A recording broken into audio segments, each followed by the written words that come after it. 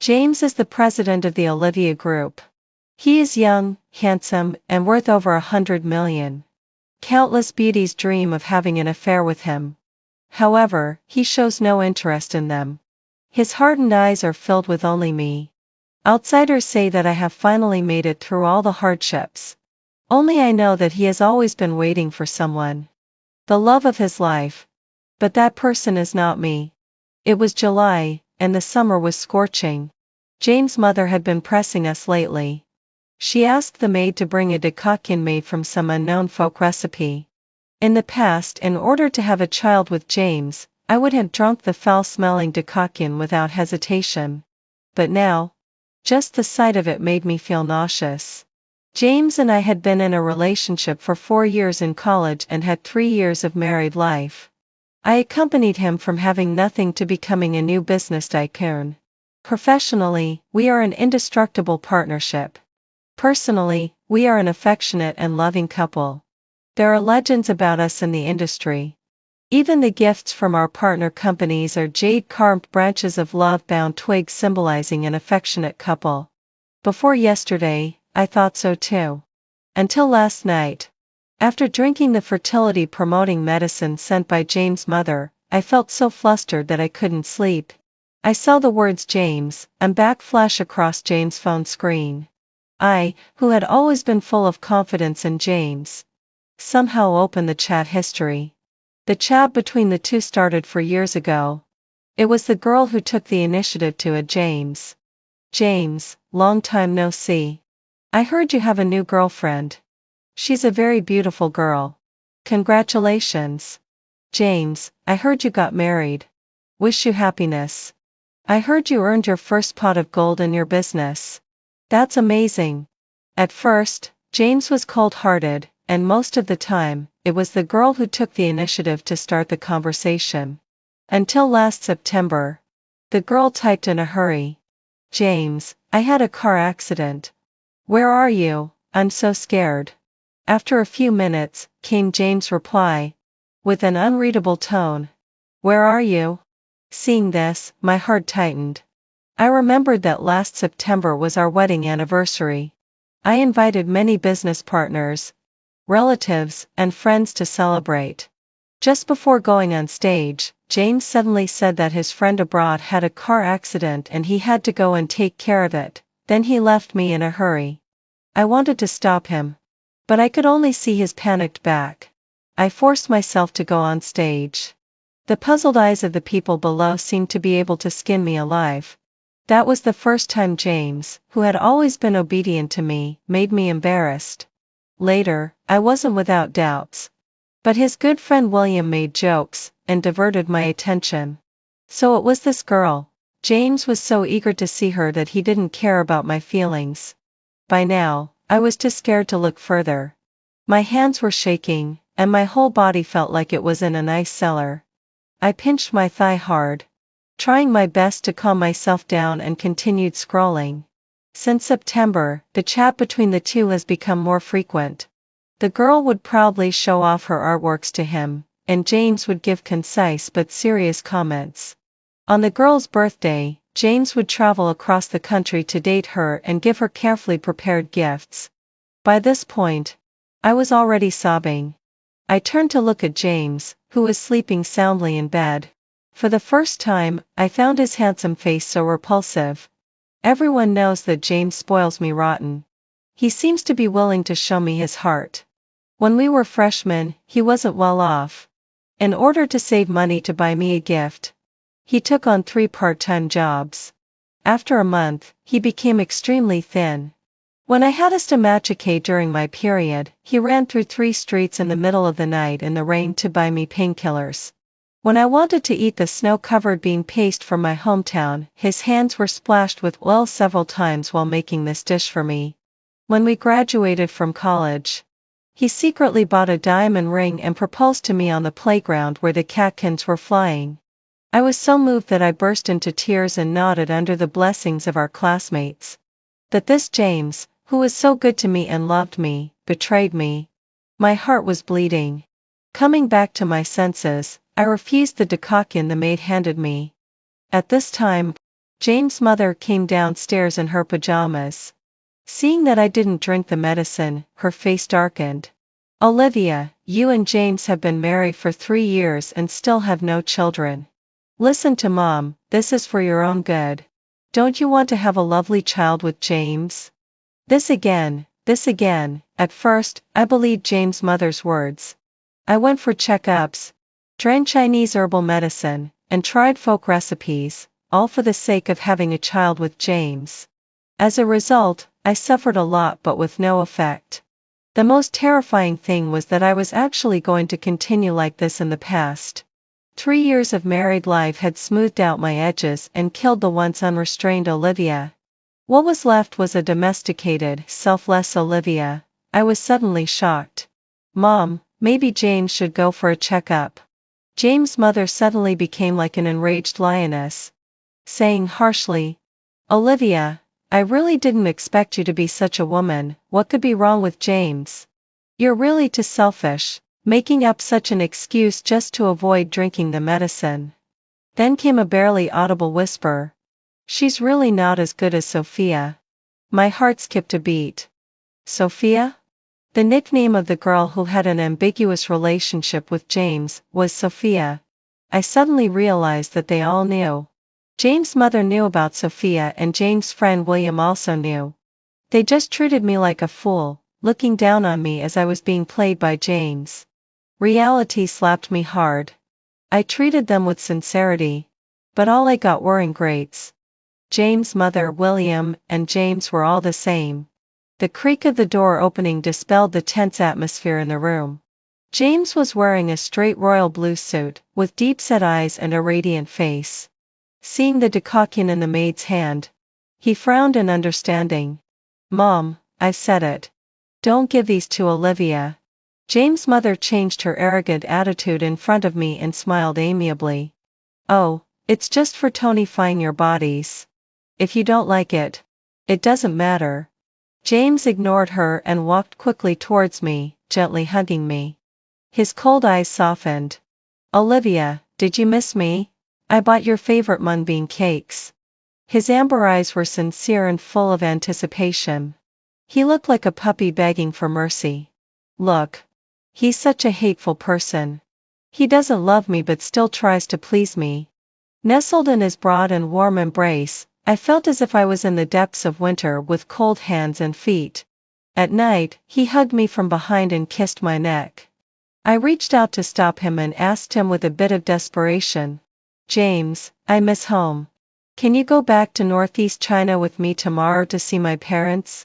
My tone carried a sadness and pleading that James couldn't understand. Tomorrow was the day the woman was coming back to the country. As long as James agreed to go with me, I could pretend that everything. James' slightly hoarse voice interrupted my fantasy. Olivia, the company is really busy these days. Can we go in a few days? His voice was indifferent, but his eyes were full of affection, without a trace of guilt. It was as if I was being unreasonable. My heart, which had gradually warmed up because of the fantasy, slowly calmed down until there was no ripple. Okay. I heard myself reply numbly. I didn't sleep a wink all night. Early the next morning, I could feel him gently kiss the center of my brows, then tiptoe out of the room. My nose twitched. What on earth was he trying to do? If he had told me earlier that he had someone else in his heart, I would never have gotten involved with him, never. An hour later, I put on my tracksuit and a peaked cap and secretly followed him. To avoid being discovered, I hailed a passing car. The driver's knowing and pitying look made me feel extremely embarrassed. Just like that, we followed James' car to the airport. I watched helplessly as James, all smiles, led the girl to a nearby 5-star hotel. There was a suffocating silence in the car. I saw the driver's mouth open and close, as if wanting to say something but holding back. I couldn't care less. After paying the fare, I quickly followed the two in front. The hotel elevator required a key card. Watching the elevator stop on the 7th floor, I made up my mind and turned to the emergency exit, climbing up to the 7th floor step by step. Sweat dampened my pale face.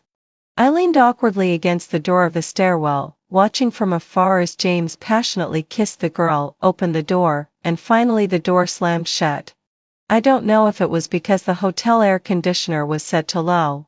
Even though it was the hottest days of summer, I shivered, and my teeth chattered uncontrollably. My heart was filled with despair, and I stumbled back home. James' mother was leisurely lying in a rocking chair.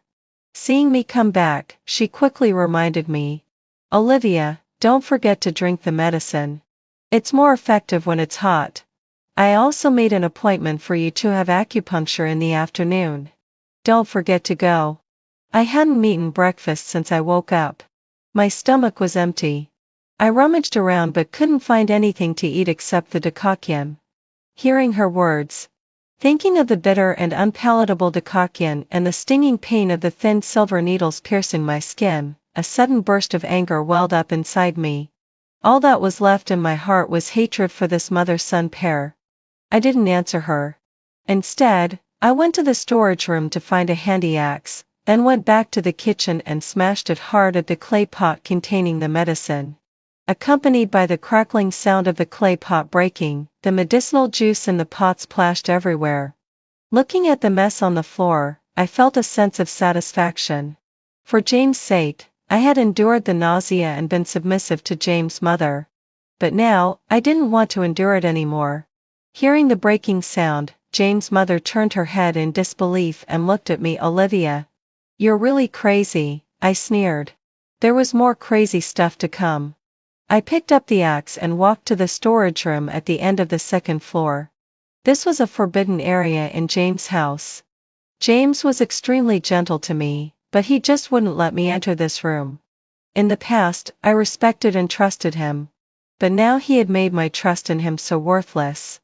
I swung the axe hard at the door lock, and with a clang, the lock that had been used for years broke. Although I had prepared myself mentally, what I saw still pierced my eyes. The dim room was filled with intimate photos of James and Sophia. In the photos, James looked young and full of spirit, and Sophia was fair and delicate. From a distance, they looked like a perfect couple. So it was a love from their youth. I was blind and stupid, not knowing my place and getting in the way of a pair of lovers. James' mother, who had followed me, seeing that she couldn't hide it anymore, sneered at me triumphantly. "I'm not kidding. Sophia is beautiful." Back then, she and James were an enviable couple. If it weren't for... I expressionlessly swung the axe, interrupting her gloating words. The axe passed by her cheek and deeply embedded itself in the pale wall. James' mother was so frightened that she collapsed to the ground and crawled out on all fours, muttering trembling lie. "Crazy, she's really crazy." Crazy, maybe. James' mother was so scared by me that she didn't dare leave her room. I bet she was trembling like all in James. But James probably wouldn't answer. He was busy with his lover at the moment. I sat indifferently on the sofa, with a long-lost sense of calm in my heart. Just like this, I sat from dawn until sunset. When James came back, he was startled by me sitting quietly in the dim room. "Why didn't you answer the phone?" I guessed he didn't receive his mother's call. Thinking I was questioning him. His amber eyes darkened slightly, and he softly explained to me, "I was too busy in the meeting, and my phone ran out of battery." I sneered. "James, is it interesting to lie to me?"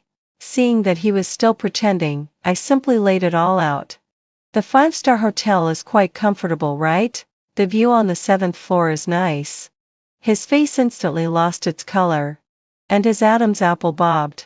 I heard his difficult voice, "Olivia. Sophia just returned to the country. I have to take care of her." I thought I had no more feelings for James, but hearing the name Sophia blurted out by him, my tears still streamed down like a broken string. I didn't cry when I gave up the opportunity to study abroad on a government scholarship for James. I didn't cry when our competitors snatched away our clients when we were just starting the business. I didn't cry when I was constantly harassed by James' mother because we didn't have a child in 3 years of marriage. But now, I was crying my heart out as if I wanted to cry out all the grievances of these years. 7 years. A full 7 years of my life had been wasted, James. Do you have a heart at all? If you don't love me, you could have just said so. Why did you lie to me? Am I not worthy of your sincere treatment? James hugged me with a pained expression. His arms were like steel, making it impossible for me to break free. I saw his eyes were red. Olivia, I love you. I mockingly tugged at the corner of my mouth. James, stop disgusting me. Let go, let me go. I struggled hard and finally bit down hard on his arm. He let out a hiss of pain and released me. James, if you're still a man, divorce me as soon as possible and marry your Sophia. Don't dirty my eyes. I picked up the suitcase I had prepared long ago and walked towards the door. James wanted to chase after me, but was stopped by his mother, who came out of the room. When I reached the door of the villa, I could still vaguely hear James' mother complaining, James. She's a lunatic. I didn't hesitate at all and strode out. Although the divorce agreement had been sent to James, he remained indifferent. My urging text messages only received his pleas for me to turn back. A silent battle began to tug back and forth between us. One day, when I was having a meeting in the company, a flower delivery rider brought in a large bouquet of bright blue roses. The blue roses were delicate, beautiful, and expensive. Just like James' love for me, gorgeous on the outside but with an extremely short flowering period. The directors and assistants in the meeting praised one after another. These roses are so beautiful. James is really thoughtful. Mr. James and General Manager Olivia are really affectionate. They've been married for 3 years, and it's still like the honeymoon period. After all, they're a couple who started from scratch. They're different from others. I laughed, self-deprecating lie. A couple who started from scratch. It was just a joke. Compared with his childhood sweetheart first love, it was nothing. I picked up the bouquet and threw it into the trash can, and announced calmly, James and I are getting divorced. Don't worry, everyone. The equity has been allocated, and it won't have a big impact on the company. After dropping this bombshell, I walked out of the meeting room, ignoring the astonished looks at everyone. I was tired of James' boring tactics and wanted to go to his villa to have a real showdown with him. Standing in front of the villa, I tried to enter the password, but it kept showing an error. I was so angry that I almost laughed. I called James. When the phone was answered, a sweet female voice came through. Hello, who is this? Open the door. The girl on the other end of the line seemed to react only then. Is that Sister Olivia? I'm sorry. James and I are not convenient right now. Listening to the beeping sound on the other end of the phone, I turned off my mobile phone. What a joke. Did they think I had been doing nothing all these years? I might not have much else, but I had plenty of strength. I picked a few stones of suitable size from the flower beds around the villa. I walked around the front of the villa, aimed at James' bedroom from the side, and threw the stones up with force. I was satisfied to hear the sound of broken glass and the woman scream. Thinking that one stone wasn't enough to make a statement, I threw a few more up. Presumably, they thought my gift was good enough, and I was invited into the villa. James came forward and tried to get close to me, but I slapped him. Did you change the password? James was stunned. He suddenly turned around and glared at the pitiful Sophia behind him. Olivia, as long as you're willing to come back, you can set any password you want. Sophia, who was standing behind him, changed her expression. I looked around and saw that the interior of the villa had been completely changed. The vases and blankets that I had carefully selected in the living room had been replaced with a more flamboyant style. No wonder, she was an artist who had studied abroad. I sneered. No need. You'd be doing me a huge favor if you just signed the divorce agreement as soon as possible. James. At this point, are you trying to keep me because you love me, or are you doing it out of your own selfishness? James. Don't force me to hate you. The hand that James had stretched out to hug me dropped down dejectedly. Finally, I got the divorce agreement as I wished. Before leaving, I turned back and smiled at the two of them with different expressions. James, a leopard can't change its spots. How can you be sure that the person who betrayed you once won't do it again? When I saw the chat records, I had already asked a private detective to find out everything about James and Sophia's past. That private detective was quite capable, and I was an old client of his. I had never thought that the methods I used to deal with business rivals would one day be used on the person sleeping next to me. The so-called the closest and yet sometimes the most distant relationship is that of husband and wife was exactly like this. The story of the two of them was as cliché and melodramatic as it could be. They were childhood sweethearts, innocent and in love, and later got together as a matter of course. Both families were well off and had made early plans for their children. The problem was that James' family went bankrupt when he was in his senior year of high school. His father couldn't bear the blow and committed suicide by jumping off a building. James and his mother had to sell their property to barely pay off the huge debt. Sophia's family was snobbish.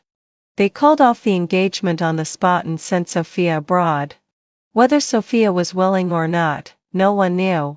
Time passed, and James became the well-known president of the Olivia Group, while Sophia's father's business was getting worse and worse. So, Sophia had to return to the country. Sophia's family was patriarchal and sycophantic. This time they latched onto James and wouldn't stop until they got something out of him.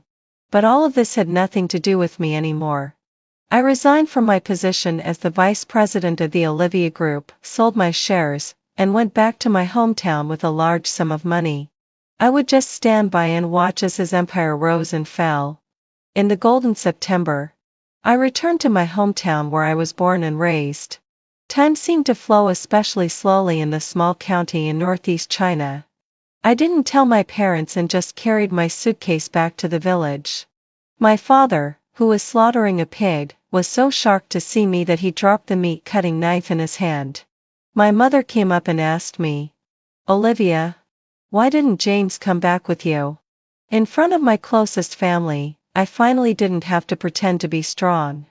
I choked with sobs in a dejected way. "We got divorced, Mom.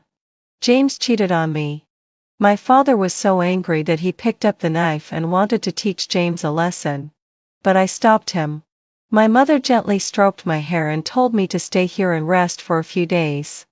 I started to follow my father every day to slaughter pigs and sell pork at the market.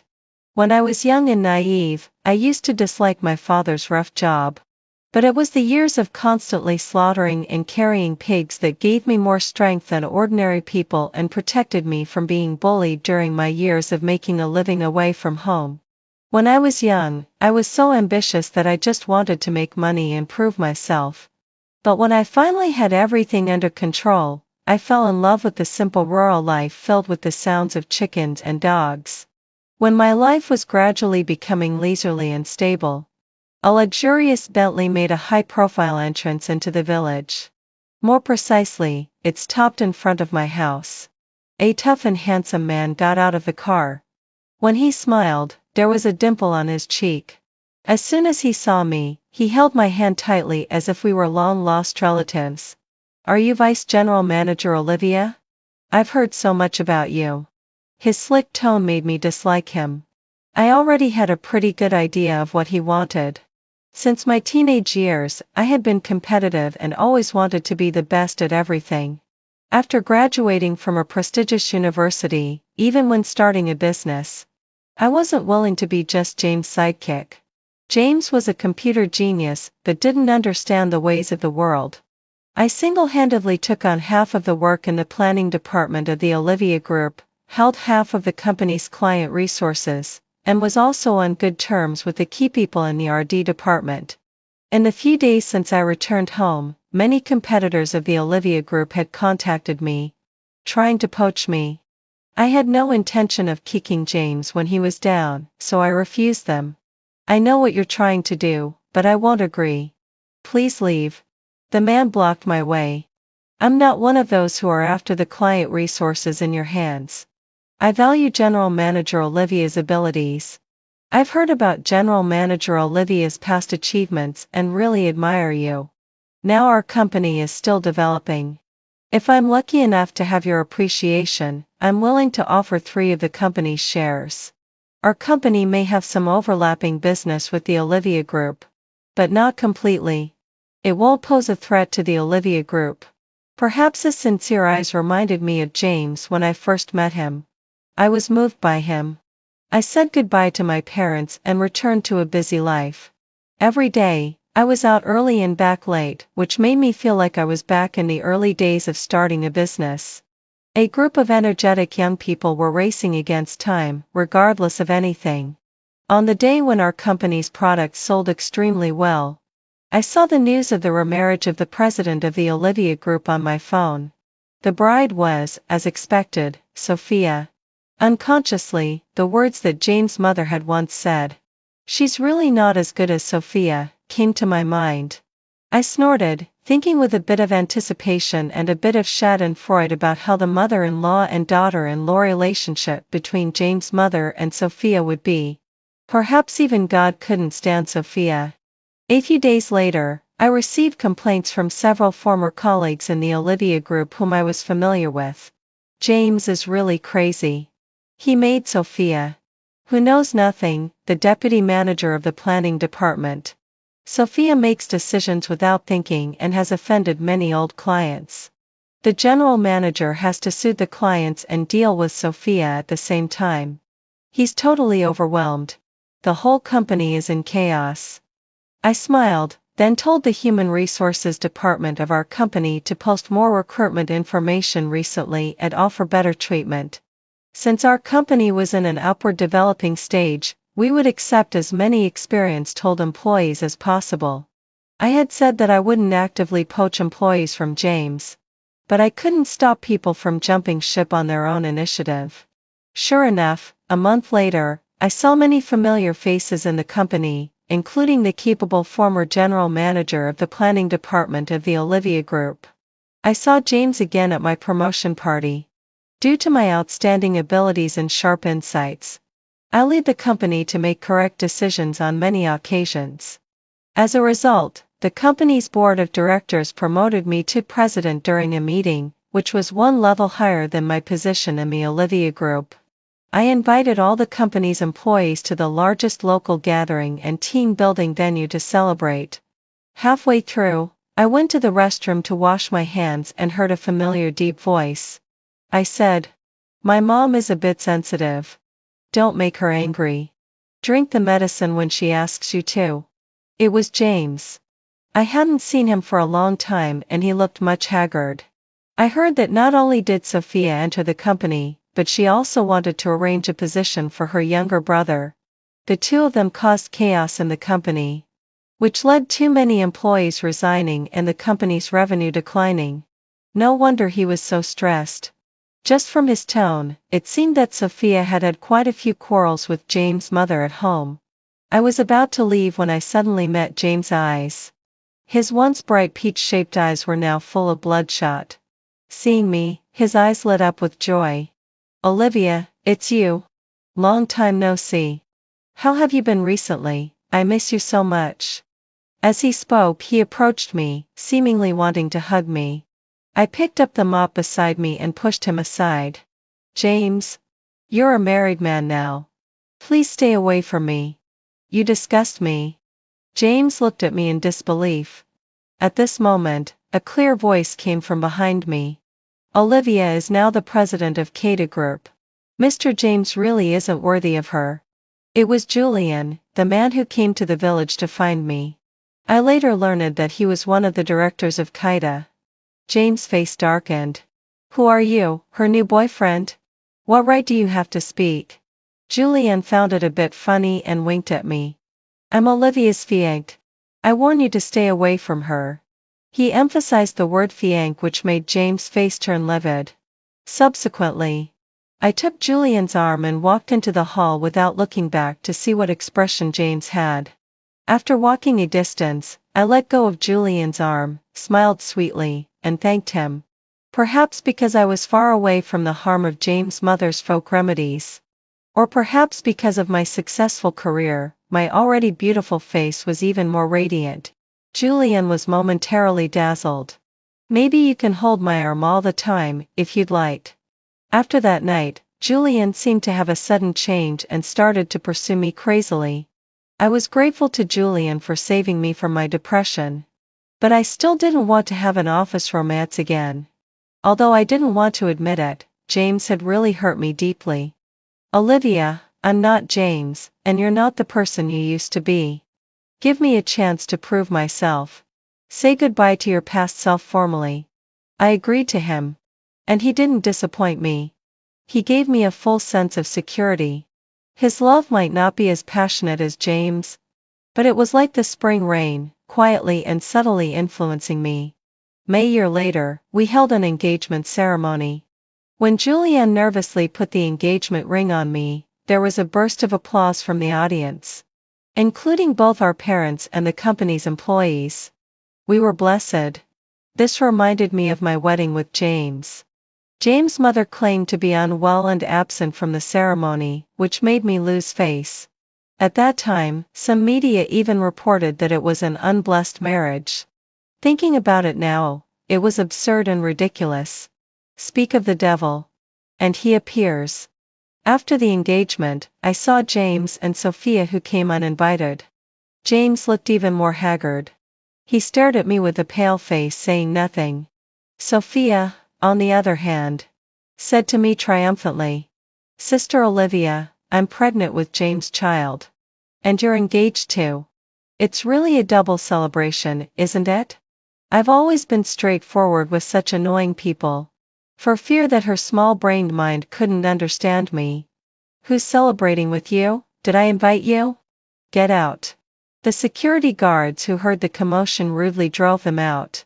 Looking at Sophia's haughty look, I was feeling generous and reminded James, find some time to go to the hospital for a checkup, especially the male department." I saw Sophia stiffen.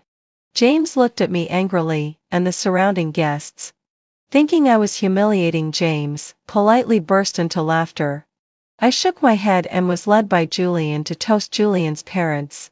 It was ridiculous to think that during the 3-year marriage without children, James' mother always thought it was my problem, and I was forced into the strange cycle of self-proof. And no one expected that it was actually James who had the problem. A friend of mine in the hospital accidentally saw Sophia taking James' sample for a checkup. The test results were quite funny. The rate of abnormal sperm fragments was high, and the motility was low. Basically, he couldn't have his own children. Even if there was a pregnancy, there would be a miscarriage in the first few months. The fact that Sophia's belly was so big without any problems clearly showed that she had cuckolded James. I thought I had been more than kind by reminding James. I thought with a bit of schadenfreude. 2 years later, I gave birth to a lovely daughter. The crystallization of my love with Julian. She was very well behaved and didn't give me much trouble. The delivery process was so smooth that even the doctor was surprised. Even so, I could still feel Julian tightly gripping my hand by the hospital bed. When I looked up, I found him in tears, crying like a child.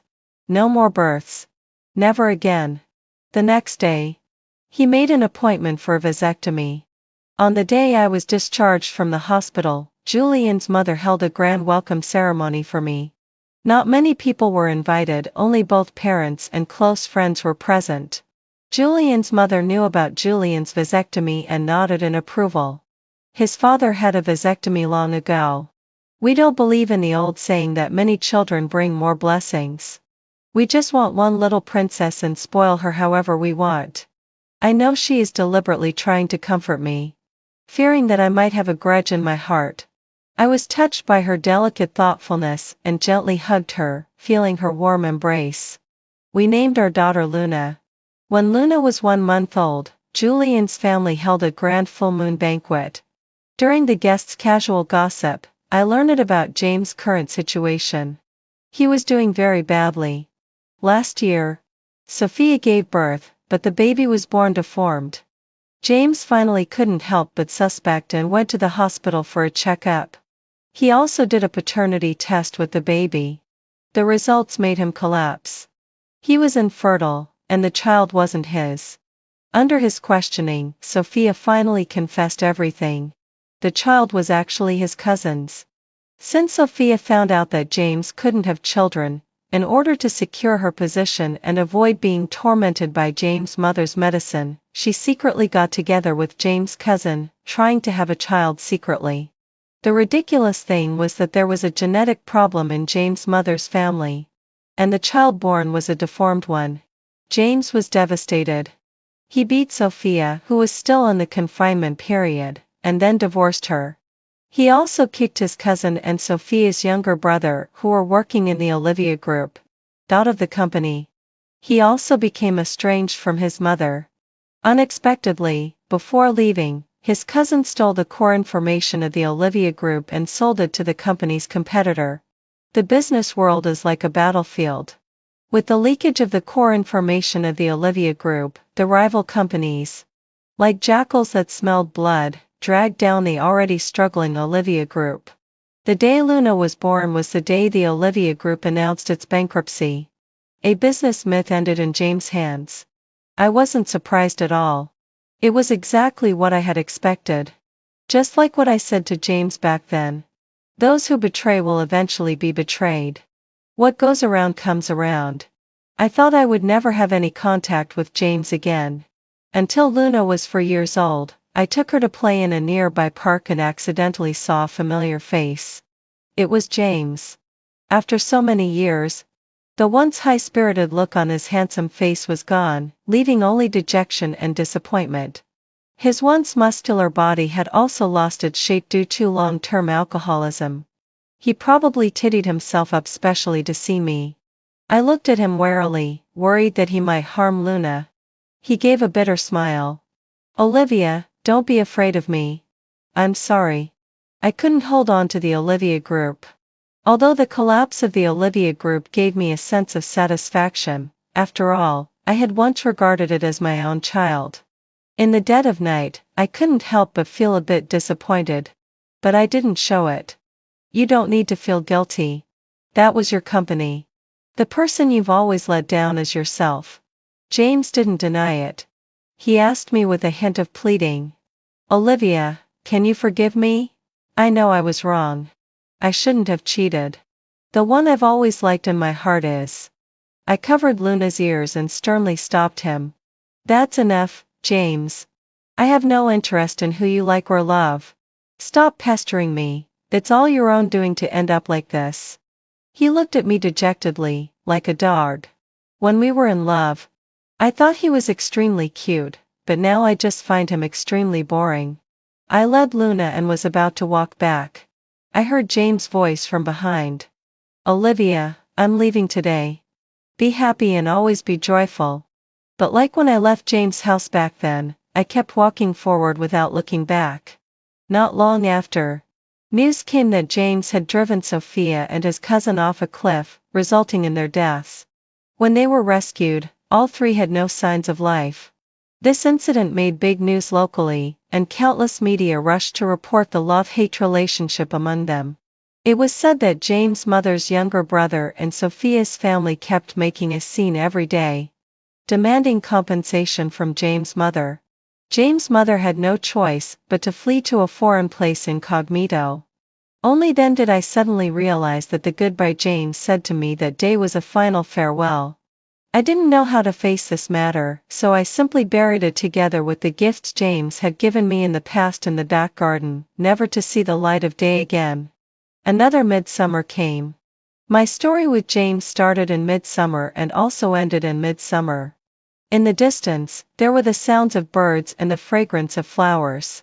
There were my lover and my baby. They were the ones I should cherish right in front of me. I turned around and walked towards them, never looking back again. I was born into a wealthy family. I had my parents' love and the company of my childhood sweetheart. In my happiest moment, they suddenly left me. James' family went bankrupt, and his fiancée broke off the engagement. The proud son of heaven fell from grace overnight. There were gossips around, pointing fingers at my mother. I insisted on moving to another city with my mother, repeating my senior high school studies, and was admitted to a big university. To support the family, I worked day and night without end until I met Olivia. My Olivia, as her name suggests. was like a passionate rose, warming up my gloomy world. She was my dawn, and I once swore to hold her in the palm of my hand for my whole life. Olivia was a very strong-willed and independent-minded person. She insisted on accompanying me in starting a business and wanted to be in control of everything in the company and the team. After drinking with clients until 3 in the morning once, I saw her smiling brightly, leaning in my arms. At that moment, I thought how lucky I was to meet such a wonderful girl. On the day of our college graduation, I proposed to her.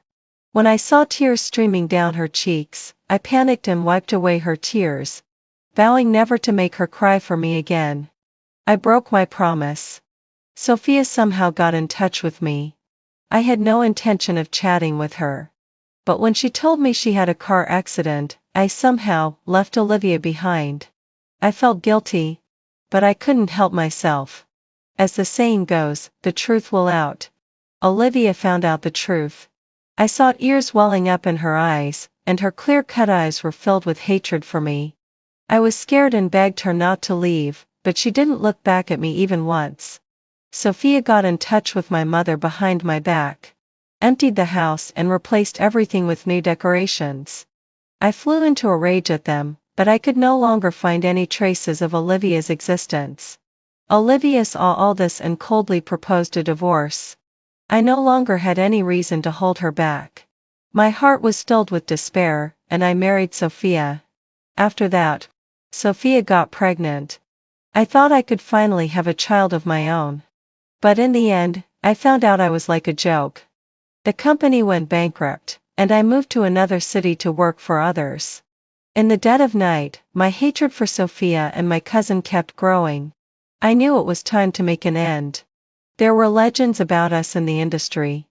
Even the gifts from our partner companies were jade-carved branches of love-tied branches symbolizing an affectionate couple. Olivia became even more radiant after leaving me. I was the one who wasted her time. Now she's free. I knew very well that she still wouldn't forgive me. After leaving Olivia, I staked out Sophia and my cousin for 3 days and finally found the opportunity. At the moment the car fell off the cliff, I saw the terrified expressions on their faces. I felt a sense of pleasure in my heart. Olivia, from now on, there will be no one in this world who can make you suffer. In a trance, I returned to my college days. At that time Olivia was smiling at me like a flower.